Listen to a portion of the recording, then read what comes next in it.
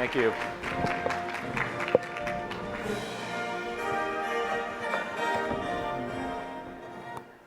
Great. Is this working okay? Okay, great.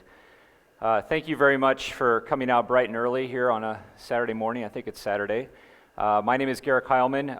It's a pleasure to be in this great city. I want to thank the organizers for inviting me. And I want to introduce you to my day job. I think some of you may know me from the CoinDesk Data Blockchain reports, but that's really where I moonlight. My day job is actually an academic researcher at the Cambridge Center for Alternative Finance. And I want to talk a little bit about what the center does, our research program, and how we'd like to work with all of you on our research. So the Center for Alternative Finance is actually a new research center. It was established less than 2 years ago in January 2015. And we define alternative finance as follows. We're interested in any new financial instrument, channel, or system that emerges outside traditional financial services. So things that are happening outside of the banks, outside of traditional capital markets. And the 4 areas that we have focused our research on to date are peer-to-peer lending, crowdfunding, new credit analytics, and then what I was brought in February of this year to launch a research program around cryptocurrency and blockchain. So we're a multidisciplinary group of researchers. We have backgrounds in economics, finance, geography, sociology, psychology, and even one rocket scientist.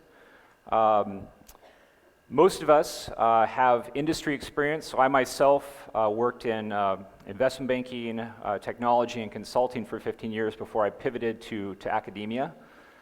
And we currently have 8 research staff on our payroll and about 10 interns. So that makes us actually already one of the largest research centers at the Judge Business School at Cambridge. We do teaching. We're seeing increasing demand from executives in education around blockchain and alternative finance. So this summer, I taught what was at the time the first UK university course on blockchain as part of the Masters of Finance program at the Judge Business School. We're also developing executive education programs. And this costs money. Doing all this teaching and research costs money, so I want to talk with you a little bit about that. So we've raised about $3 million to date to fund our research program. Primarily that money has come from corporate partners and foundations. And some of the institutions that have funded us include the CME Group, and Sandra from CME is going to be speaking after me. Visa, Ernst & Young, KPMG, and others. We're also starting to do more work with government agencies and attract more public research money. So we are doing some work with regulators, including the UK Financial Conduct Authority. We're doing work with the Singapore Monetary Authority, UK DFID, and the Inter-American Development Bank. So the heart of what the Center for Alternative Finance works on is research. And we haven't done any research yet on blockchain. This is new for us, but we have done work on other areas of alternative finance, primarily peer-to-peer lending and crowdfunding. And these reports that we publish are free to download from our center's website. And really we try to benchmark the state of the sector, what's happening, where the flow's going. We collect data that is otherwise not available, and we publish it. And I want to share with you some samples so you can get a sense of what this research and this data looks like. So first we look at just aggregate figures. So this chart here shows the total amount of alternative finance activity in the 3 largest markets, China, the United States, and the UK. And you can see that China, by far and away, is the largest center for alternative finance activity by quite a big margin, which is quite interesting. We also look at the mix of alternative finance activity. So here we're comparing consumer versus business lending.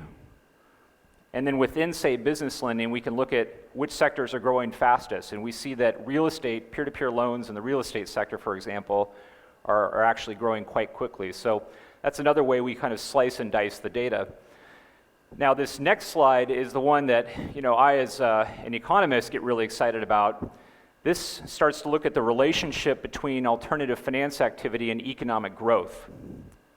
So policymakers in many countries today are very desperate for more economic growth, all right, particularly in Europe and other parts of the world where economies aren't growing as quickly as China's, for example.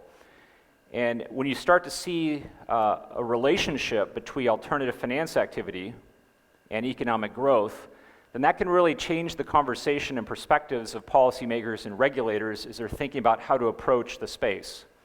So that's how this research can be quite helpful, I think, to many people in this room, is to kind of showcase many of the positive sides of what's happening in the alternative finance and blockchain sector.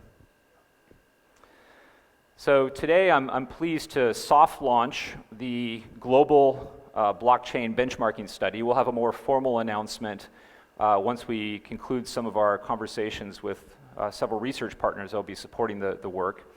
But we're going to be doing a global blockchain benchmarking study, very much similar to what we've done in peer-to-peer lending and crowdfunding. And we're looking to primarily try to capture off-chain activity. There's a lot of great resources out there and a lot of great data on what's happening with public blockchains, transaction values, fees, hash rate, et cetera. But there's also a lot of really interesting data that is not publicly available or not easy to access. And I'll give you just one example. So some blockchain companies have 20% of their staff, 20% of their headcount dedicated to compliance. Now that's an interesting figure in and of itself, but what would be even more interesting is to actually compare that across different firms. Is 20% high, low, about average? And how does it compare in China, to the US, to the UK? And if you're a policymaker or if you're a regulator thinking about how I can attract startups to my country, that's also an interesting data point to think about, what kind of competitive advantage we can offer startups by locating, say, in China. So, but that's not something you can find on a public blockchain. You have to go out and work with companies in the space to collect that kind of data. So that's what we're looking to do. I want to be very clear, though, we are not looking to showcase particular companies' data. We want to aggregate it at the geography level, so by country or sector. So we might want to look at compliance headcount percentages for exchanges compared to wallets, et cetera. But we don't want to say this company has this. We anonymize the data and aggregate it for our research purposes. So the first piece of research that we're working on as part of this global benchmarking study, which will be published in early next year, is a cryptocurrency exchange security survey. I don't need probably to tell everyone in this room how important security is and how important it continues to be in the exchange sector. I think there's a growing recognition after the Bitfinex hack that while individual exchanges may benefit in the short run when one of their competitors suffers a setback, the industry as a whole suffers because the media, tells this story, and the media is how most people come to learn about new things. And the average person in the street doesn't understand the difference between a protocol being secure and an exchange hack. To that person, it all sounds the same. That somebody lost tens of millions of dollars and I don't want to get involved in this space. So we're trying to we're surveying exchanges and we're asking questions that aren't trying to probe too deeply into the specifics of the security that would in any way compromise security. We're asking questions like, do you engage in regular security audits? And are those audits conducted by outside parties? And how frequently do those audits occur? And do you share the results of those audits publicly? Those are the types of questions we're looking to ask to kind of set a baseline and figure out where the exchanges are with regards to security. And again, I want to be very clear, we're not publishing any individual exchanges' responses to these questions. We are aggregating to show, a view across geography and maybe across size of exchange. Because obviously certain exchanges that are larger, you may have more resources to do additional work. So the last thing I'm going to talk to you about, real briefly, what's in it for you? I know all of you want to support our research because you love Cambridge. You want to keep the grass nicely manicured and green, right? That's why you want to support this research. But there's actually some good reasons for you to do this. You have the option to have your logo featured if you want in the studies. You can gain valuable insights about your peers and how they're performing. Do they share the same issues as you do? But also it's a chance to signal to the regulators and policymakers that blockchain is a maturing industry, and that may take some of the regulatory pressure off the sector if it looks like self-regulation is taking place, and I think benchmarking can be very much a part of that.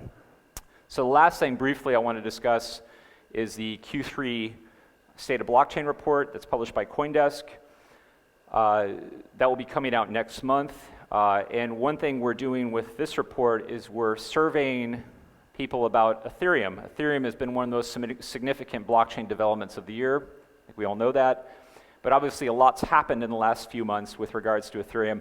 We want to know if anything has changed the sentiment, if there have been any changes to proof of concepts in terms of deploying them faster or maybe pausing them, or have attitudes shifted. So we welcome you to complete the survey, and we'll be publishing the results of that in the Q3 State of Blockchain report.